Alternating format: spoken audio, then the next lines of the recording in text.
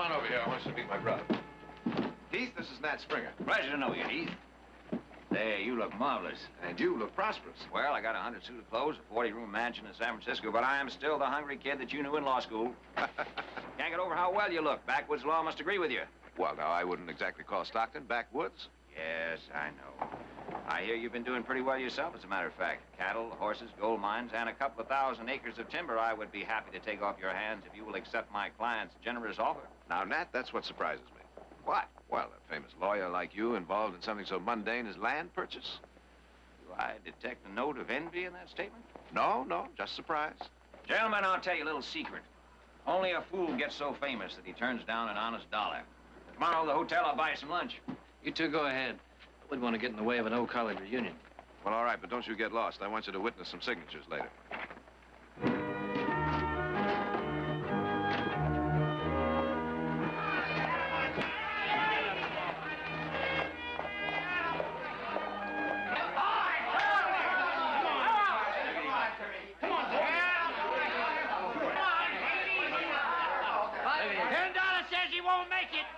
$20 says he will. Hey, watch it now. Come on! Charlie, get down from there. 3 bottles, Charlie. I'll make it 3, yeah? Come on now, Charlie. I'm counting on you, boy.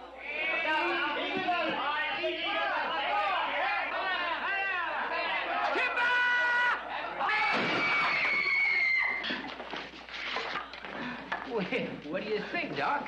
Well, I think you owe me $20. I mean him. I'm him. Mr. Barkley, I'm only a dentist, but if you want my unprofessional opinion, I'd say he's still among the living. He got what he deserved. Came in here begging for booze. Oh, careful now, Gus. You're desecrating a sacred cow. Old Charlie Whitehorse here is an honest-to-goodness war hero. That's enough, Parker. Don't get yourself all riled up, Heath. Gus here's an old friend, 2nd Georgia Volunteers. Just want him to know the truth about Charlie so he wouldn't call him a bum. See, old Charlie here's got a nose like a hound dog. One day he's sniffing around Chickamauga. What do you suppose he smelled? Booze? No, sir. He smelled an ambush. Saved his whole regiment, including Mr. Heath Barkley here, who's been licking his boots ever since. You hurt this man again, I'll kill you.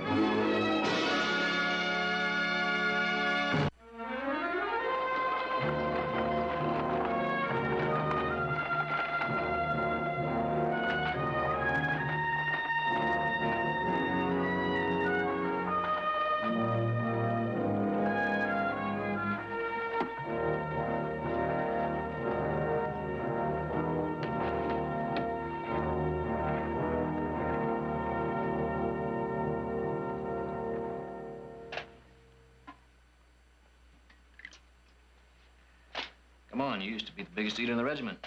In fact, you were the only man I ever knew that actually liked hardtack. I think about those days. You know, we got a half a dozen broncs that need busting. You get yourself in shape. I'll talk to Nick. Nick will never take me back. He would if you'd quit the booze.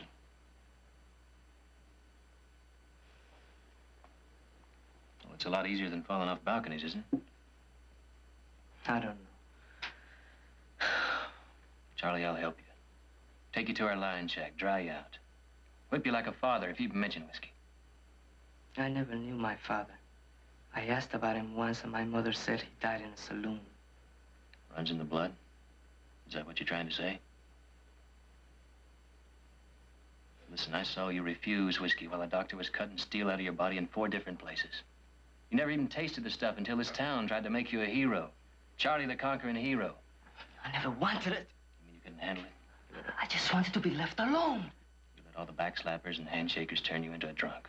Let them turn you into the town bum, and that suited you just fine, didn't it? Charlie, all you got to do is say yes. I'll make sure you've got that job. You can start just as clean as the day you were born. Tomorrow morning, you'll be at the ranch. At 6 o'clock sharp.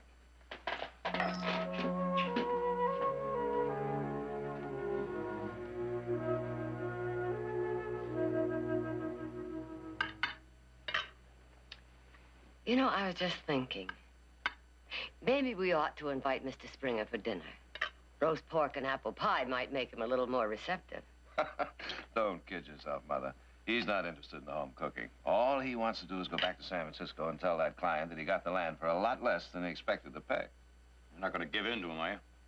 Oh, we'll shout at each other for a little while and both agree on the price we knew it was going to be all the time. Sounds like a lot of foolishness to me. Yeah, that's the way it's done. Aren't you going to eat your breakfast? What time is it? It's about 8 o'clock.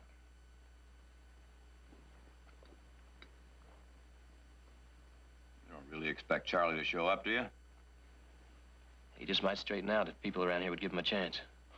How many chances does it take? Quiet, please, please. This is an act of reverence, and it deserves your most reverent attention.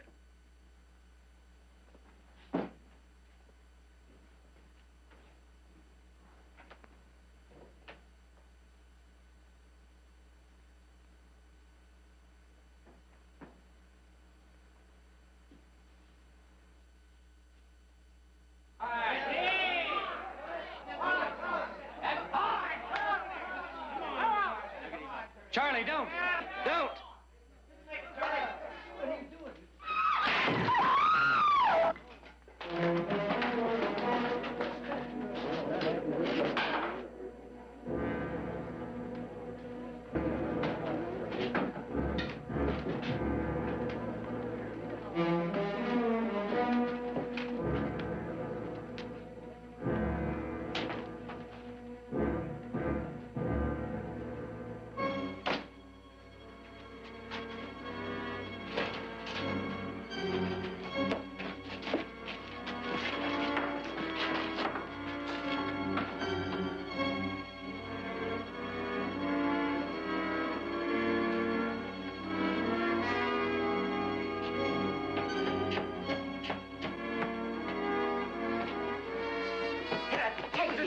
Take it easy. It was an accident.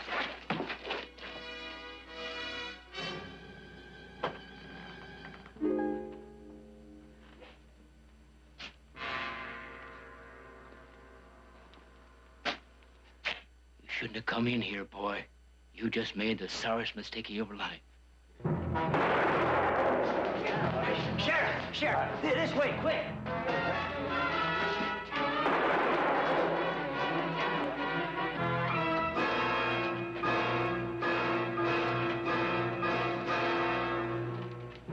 Murder. Plain murder. I'll handle this report back.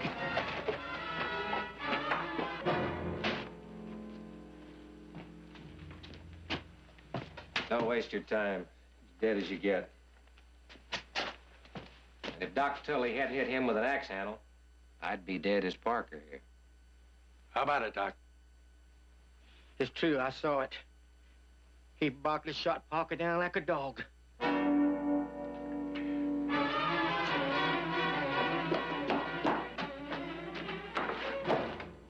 bad your brother wasn't killed. It'd been easier than hanging. Heath, are you all right? He's got a lump in his head, but I don't think it's serious. Jared, they say I shot Parker. I know. I might have killed him with my bare hands, but not with a gun. 2 eyewitnesses saw him shoot Parker. 3 more saw him come in the barn, and maybe a dozen others heard him make threats. And the barrel of his gun was still warm when I got here. Heath, tell me what happened.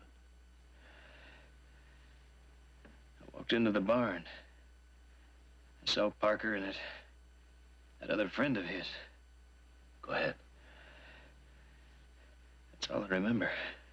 He's got a bump on his head. It's a wonder he can remember anything. 2 eyewitnesses saw him shoot him. Said they saw him. I'm not a lawyer, Jared. I'm not going to argue with you. But this is something a jury will have to decide.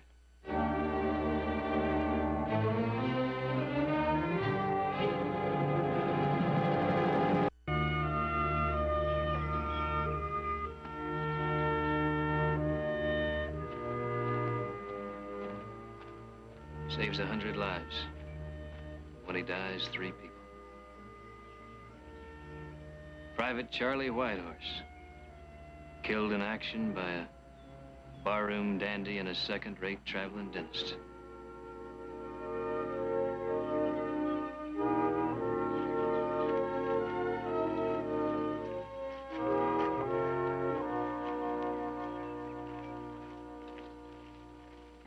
Hold that, me. Yes, sir. Don't you worry at all. Now you take a big swig out of that. Big one. Ain't gonna hurt you. You feel better, don't you, huh? Afternoon, Jared. Afternoon, Doc. Don't let me interrupt. Just go right on with whatever you're doing.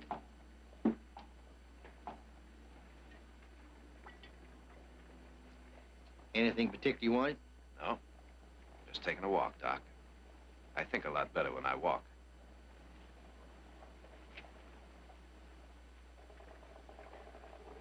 I hear they got a date set for the trial. A week from Wednesday. Judge Lansbury. What a mess. What a terrible mess. That little stunt that killed Charlie, Doc. People say that was your idea. God forgive me. I never thought he'd do it. Well, I wouldn't worry too much.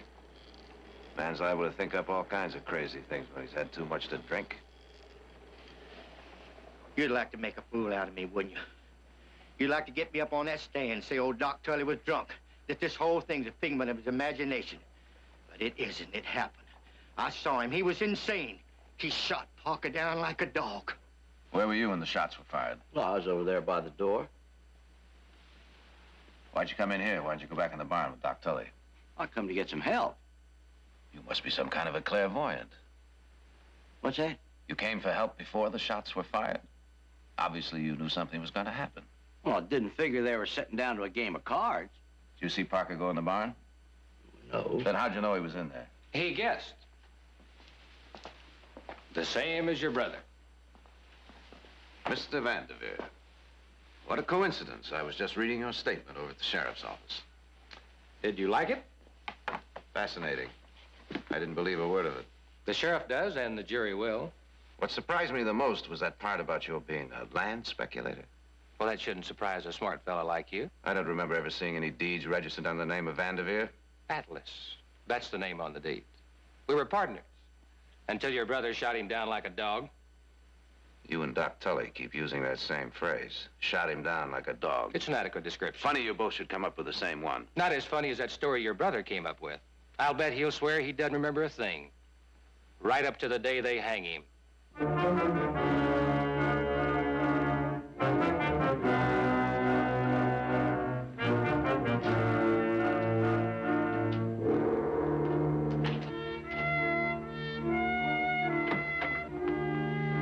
We brought you some dinner. No, thanks. I'm not hungry. Oh, we saw Heath. Yeah, he finally found out what was wrong with old Sheriff Madden's stomach. It's his wife's cooking. Hey, we got a letter from Audra. Rained the whole time she was in Rome. She got 3 proposals the first day she was there, though. One from a bona fide duke. How do you like that? Jared, do you think it's fair not telling Audra about this? What good would that do? And, Mother, will you stop fussing around with that? Well, you had Look, to have something. I said I'm not hungry. Oh, you better come on home and get yourself some rest. You're going to be all burnt out by the time that trial starts. You take care of you, Nick. I'll take care of me.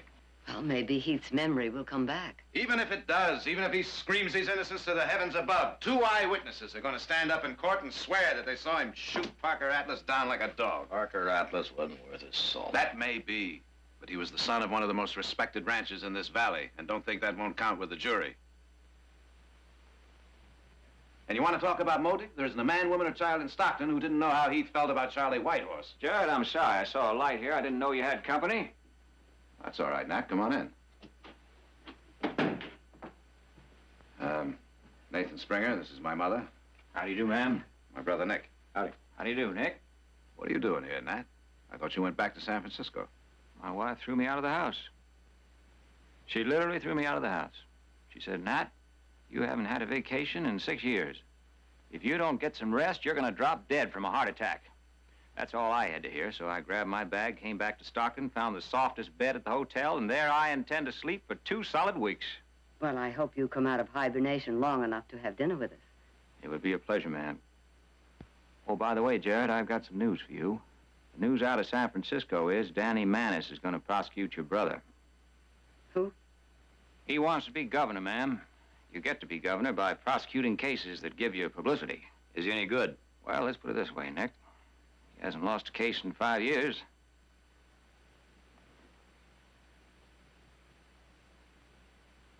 Oh, I wouldn't lose any sleep over it. He'll be up against the best. Well, I guess I'll run along. Pleasure meeting you, ma'am. Nick, pleasure meeting you. Same. Jared, if you need any help, just holler. Just a little vacation, huh? May we proceed with the selection of the jurors, Mr. Manis?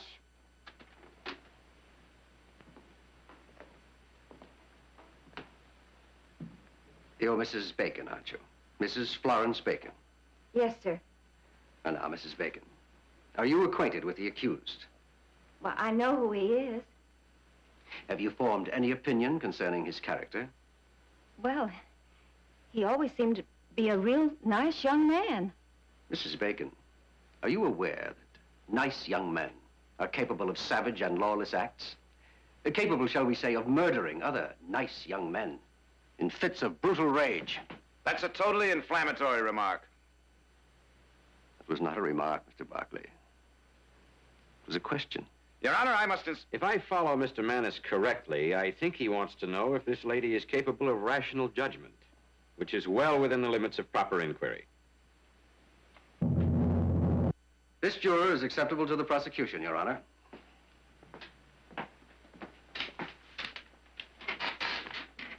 You're smiling, Mr. Hartzell. Is there something about these proceedings that amuses you? Very well, then. Let me ask you this. One of the prosecution's star witnesses in this case is a known drunk. Objection! Would you be willing to take the word of a drunk in a case that carries the possible penalty of death? What kind of an omniscient being do you think you are? Apparently, he knows what I'm going to do before I do it. Now, wait a minute. Everyone in town knows you're going to use Doc Tully. Silence. Oh, no, wait a minute. Before he was bawling Jared out because he busted in, now he's doing the same thing. Order. Any more of that, and I'll try this case before an empty courtroom. Sit down, sir.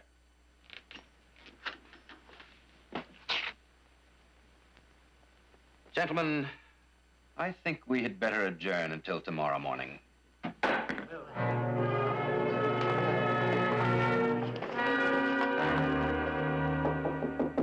Come in. Oh, Victoria. You wanted to see me? Yes. Please, sit down. Whoever invented these things didn't have summer in mind. I'll wager 10 years from now, judges won't even be wearing them. They're a holdover from the Middle Ages, when people were awed by ceremonial ritual and pomposity and all the rest of it. Victoria, I'm not even going to comment on Nick. But Jared, that's something else. That's something very, very dangerous. I know. A doctor doesn't operate on a member of his family. How can you expect a lawyer to act with any degree of emotional stability when he's defending the life of someone he loves? What would you advise? Get him off the case, Victoria. I don't care how you do it, but do it. Otherwise, Heath doesn't have a chance.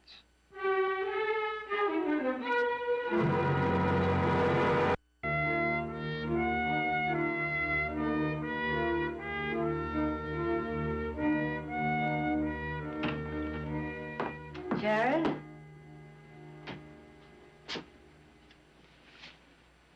Well, which was it? That famous story about how he took you to your first dance?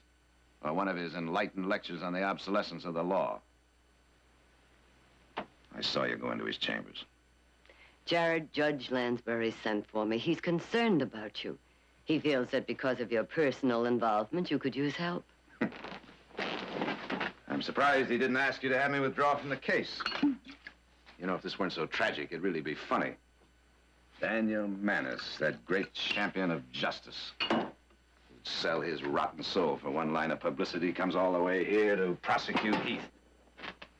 The presiding judge tells me I need help, and by sheer coincidence, one of the best lawyers in the state just happens to be registered at the local hotel. Because his wife throws him out of her 40-room mansion and tells me to go take a little holiday. Manus and Springer, those two alley cats. They've been waiting for the last 5 years just for the chance to tear at each other's throats. But if Springer could help us, does it really matter? That's the funny part. It does. There's not a thing I can do about it.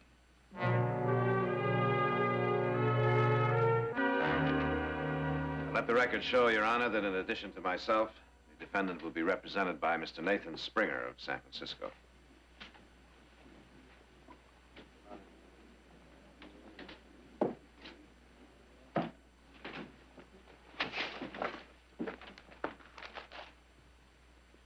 So, you got nothing to say, huh? Mr. Barkley's questioned me a dozen times. I'm tired of being questioned. That's what Manners told you to say, isn't it, Pete? Yeah, I don't have to say nothing until he puts me on the stand. Well, that's true. That's true indeed. Just a darn shame. Well, what is? Little fellas like you, always getting caught in a squeeze. What do you mean? Well, it's obvious, isn't it? Not to me, it's not. Pete, let me give you a little lesson. Money is power. In San Francisco, I could have you killed for a dime. I saw what I saw. Oh, I'm sure you did, Pete. Mr. Springer, I saw what I saw. Mr. Perkins. Come on in. Here's your answer from Chicago.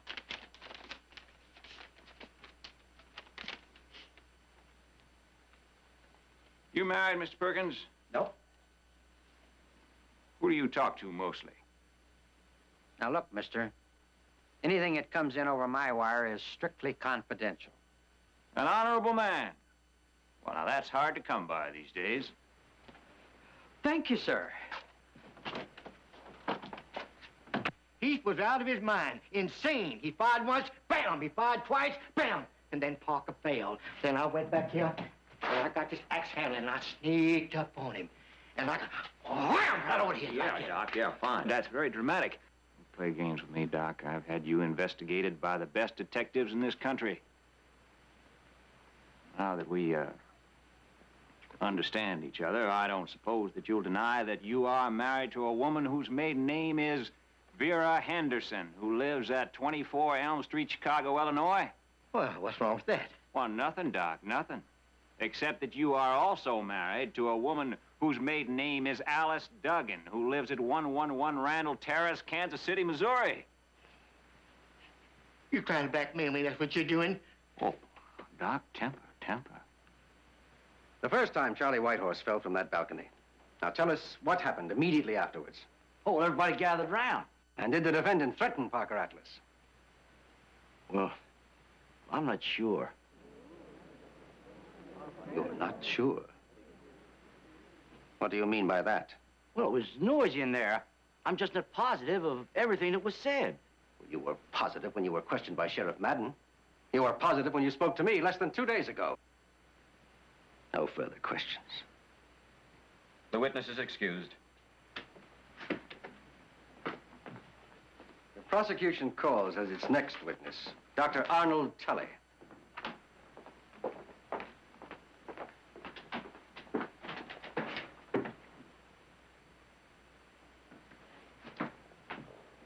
Mr. Manus, I'm told that Dr. Tully is not in the courthouse, that he left Stockton late last night.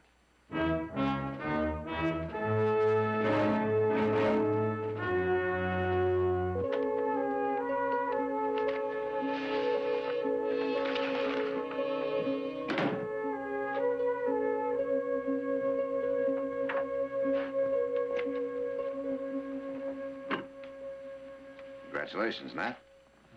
Oh, thank you, Jared. Thank you. Pretty neat day's work. Tully, McGinn. The old 1-2. Wiped out before they ever hit the witness chair. Well, I always did believe in research.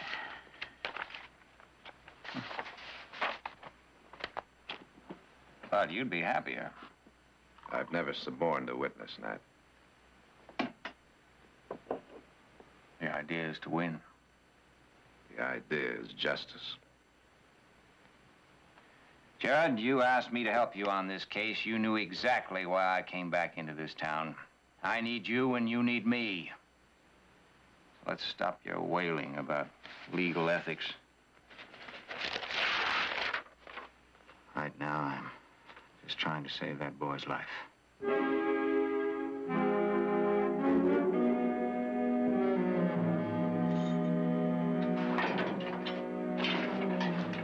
Thanks, Joe.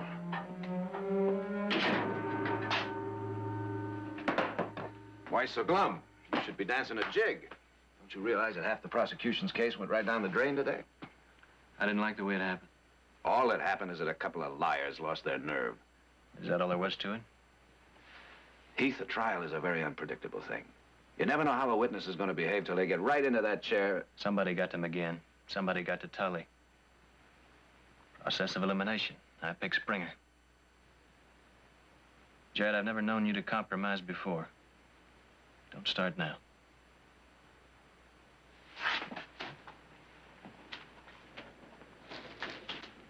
Listen, Heath, I'm no saint. You think I can put a bunch of abstract principles above my own flesh and blood? But if I get my freedom, I want it clean. How do I live the rest of my life, not knowing whether I murdered a man? Never knowing for sure whether I'm innocent or not. I've got to know. Well, then I'll tell you right now, you didn't do it. Jared, stop coddling me.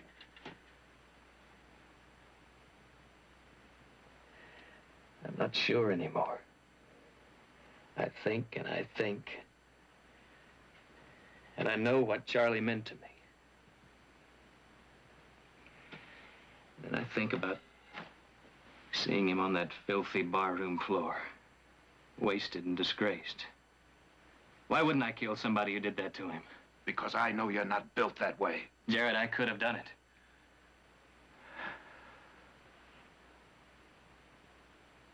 All right, Heath, let's go over it again. Every detail right from the very beginning. You were running down the alley. What happened then? I reached the barn door, and McGinn and Tully tried to stop me. I brushed them aside and rushed into the barn. I heard a noise, and that's when Vandiver and Parker got up from behind some boxes. Wait a minute. What noise? I don't know, just a noise. A noise from where? Think, Heath. From the loft. You heard a noise from the loft?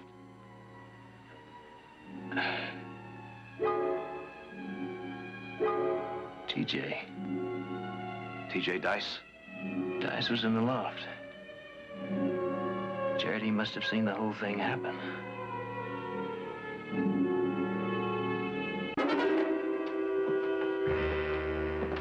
State your name, please. Gustavus S. Vandiver. Mr. Vandiver, what is it that you do? What is your occupation? I'm a land speculator. And I take it you own land here in Stockton? No, Mr. Atlas owned the land. We were partners. Well, how long did you know the deceased Parker Atlas? I met him during the war. Same time. Hey, look, I've turned this town inside out and upside down. He's gone, Jared. Nobody's seen him since the day of the shooting. I bumped into him and... Keep looking, Nick. That's when we decided to become partners. All right. Now, Mr. Vandiver, please. Tell us all exactly what happened after you and Parker Atlas entered that barn. Well, we kept quiet, hoping you wouldn't find us. He? Well, he's Barkley.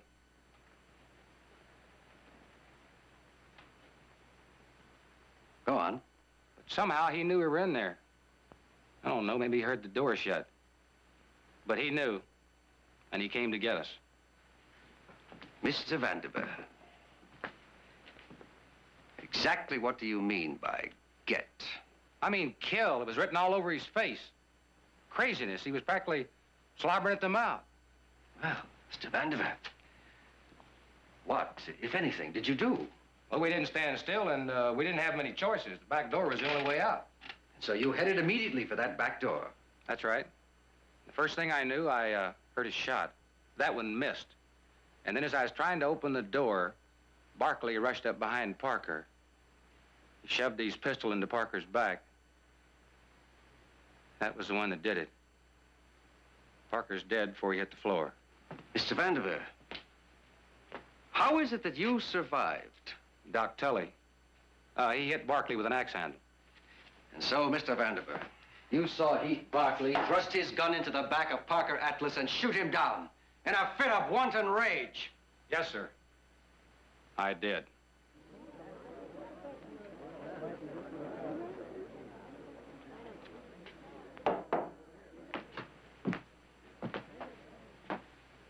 You're a witness.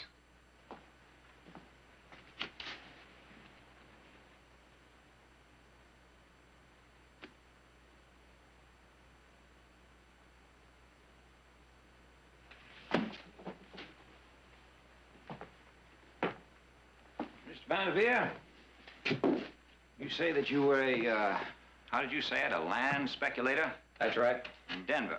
Around Denver.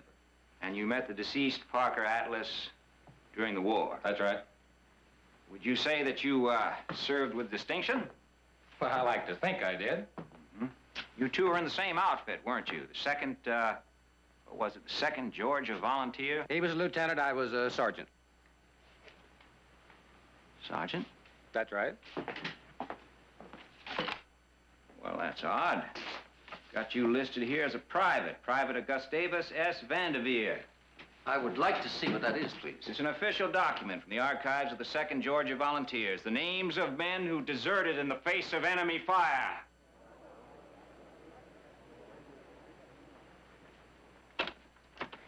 Gentlemen, I have a little present for you. Come on, get in there. Well, well. Hello, TJ. Where'd you find him, Nick? Hagersville, under a rock. You're going to get into a lot of trouble for this. Oh, really? Heath tells me he saw you in that barn, TJ. He's lying. I wasn't even in town. That's not the truth. I'm gonna put you on the stand, TJ, and I can make you talk, believe me. It won't do you no good. Take him home with you, Nick. I'll get a subpoena from Judge Lansbury. Come on, TJ, come on with me. You can help me saw a little firewood. What? Firewood, you can help me saw. No, no, we see, can I get a really few more don't things like to do that. for you. Yeah. Jared, are you out of your mind? You know what he could do to us? It's what Heath wants. Heath wants what? The truth, no matter what it is. As big a fool as you are. It runs in the family. Change his mind. His life is your responsibility. You didn't get to know him very well, did you? What's the matter with him? Has he got a guilty conscience? Well, let me tell you something about human nature, Jared. In a week, he'll be down on his hands and knees, thanking God for his deliverance. I've got an eyewitness, Nat, and I'm gonna use him. You're gonna hang your brother, that's what you're gonna do. Now, that wouldn't bother you very much, would it? The only thing that gives you any pain is the thought of losing to Manus. You're the loser, Jared. He's your brother.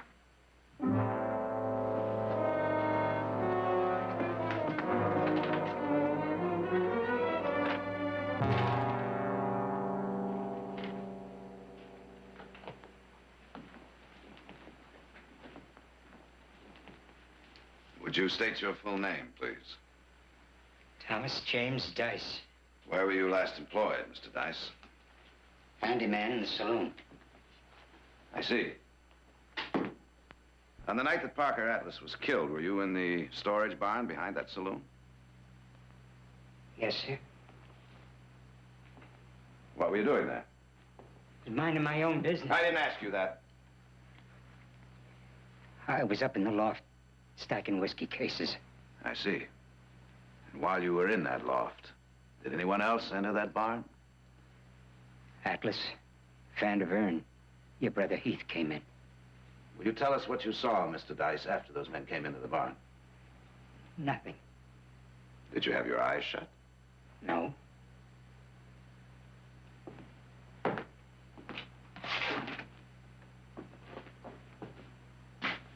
Now, Mr. Dice, this is a scale drawing of that barn. This is the figure of a man with his back against the farthest corner of the loft, a man of your approximate height. This arrow represents his line of sight. Now, you'll notice, with his back against the farthest corner of the loft, he has a perfectly clear view of the floor below. Now, I'll ask you again, Mr. Dice, what happened after those men came in? Please, leave me be. I don't want to get involved.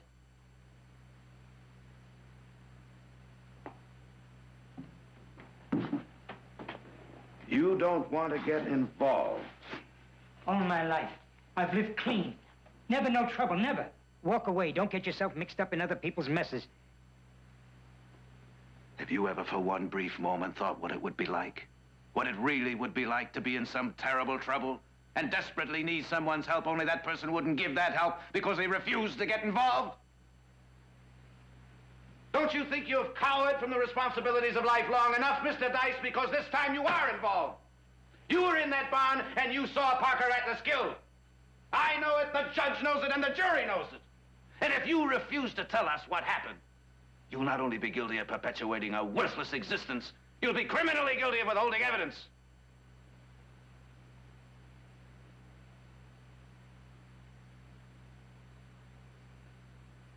TJ. All I want you to do is simply tell the truth. Nothing will happen to you. Nothing except maybe the beginning of a new life. You were in the loft stacking whiskey cases. 3 men came in. Parker Atlas, Gus Vandiver, and Heath Barkley.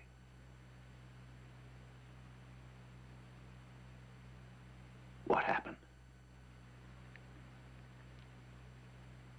They started to argue, the 3 of them. Then Atlas moved toward your brother. They were going to fight it out because of what Atlas had done to Charlie Whitehorse. The other fellow, Vandiver, he moved up behind Atlas and pulled his pistol. But he kept it hid behind Atlas' back. Go on. About that time, Doc Tully came in and picked up an axe handle. Your brother Heath didn't see him because he was watching Vandiver.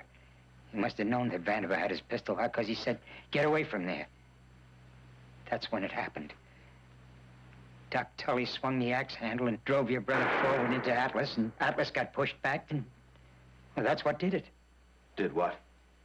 Killed him. Killed him? Yes, sir. Are you stating under oath that it was Gus Vandiver's pistol that discharged and killed Parker Atlas? Just a minute. Mr. Barkley's gun was fired. It's here as evidence. Yes, but Mr. Vandiver fired it.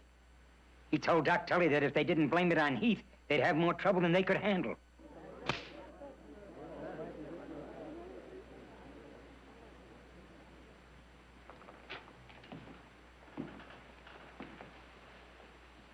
Thank you, Mr. Dice.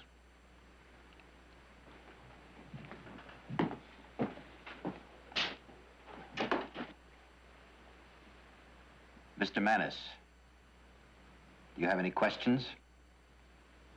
No questions. Case dismissed.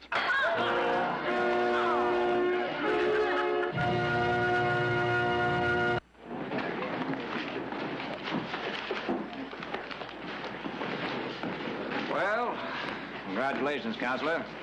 But I still think you were wrong. No reason for you to take that risk? There was plenty of reason, Mr. Springer. I had to know the truth. So long, Gerald. Goodbye, Nat.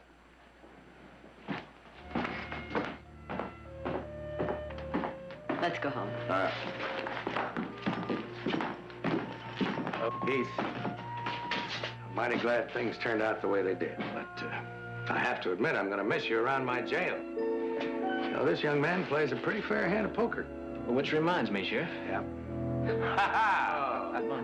Well, now, don't look so sad, Fred. You can consider that payment for all that bad food you forced them to eat.